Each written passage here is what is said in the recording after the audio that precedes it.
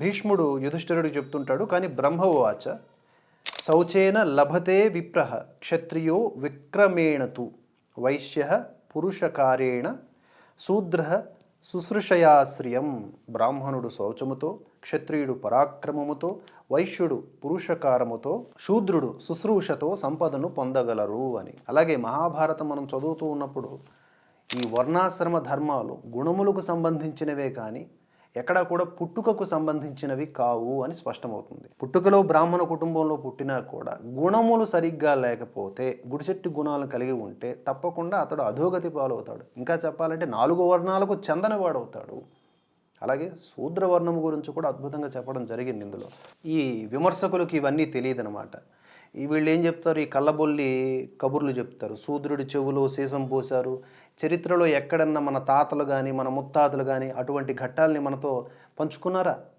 నిజంగానే పోశారు, నేను వేదాన్ని చదివినందుకు బ్రాహ్మణులు అని ఎవడో రాస్తాడు, దాన్ని మనం కోస్తాం. ఎందుకంటే మన యొక్క వాదనకి అది బలంగా ఉపయోగపడుతుందని. అలాగే 11వ అధ్యాయము శ్రీ రుక్మిణీ సంవాదములో యుధిష్ఠిర ఉవాచ కీదృశే పురుషే తాత స్త్రీషు వా భరతర్షభ శ్రీహి పద్మావసతే నిత్యం తన్మే బ్రూహి పితామహ భరతర్షభ. తాత, ఎటువంటి పురుషునిలో లేదా స్త్రీలో లక్ష్మి నిత్యము నివసిస్తుంది, అది నాకు చెప్పు అని అడుగుతాడు. భీష్ముడు ఇలా చెబుతాడు, లక్ష్మీదేవియే సాక్షాత్తు ఇలా చెబుతోంది నాయన, నేను నిత్యము సౌభాగ్యవంతుడై, భయరహితుడై, సమర్థుడై, క్రోధరహితుడై, దైవభక్తుడై, కృతజ్ఞుడై, జితేంద్రియుడై, సత్వగుణ సహితుడై, కర్మ తత్పరుడైనటువంటి నరుని దగ్గర నివసిస్తాను.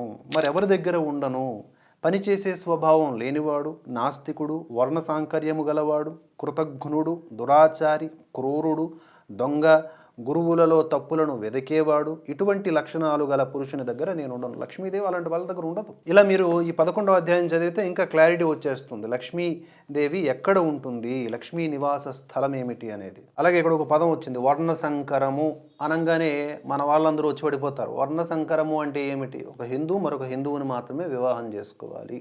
అలాగే ఈ లవ్ జిహాదులు ఇత్యాది వాటికంటే మన మతాన్ని ఏమాత్రము కూడా రెస్పెక్ట్ ఇవ్వనటువంటి మూర్ఖులు ఉంటారు కదా, అటువంటి వారిని వివాహం చేసుకోవడం సాంకర్యం కిందకే వస్తుంది. దానివల్ల ఏమవుతుంది? ధర్మభ్రష్టులు అవుతారు, తరాలు చెడిపోతాయి, నాశనం అయిపోతాయి.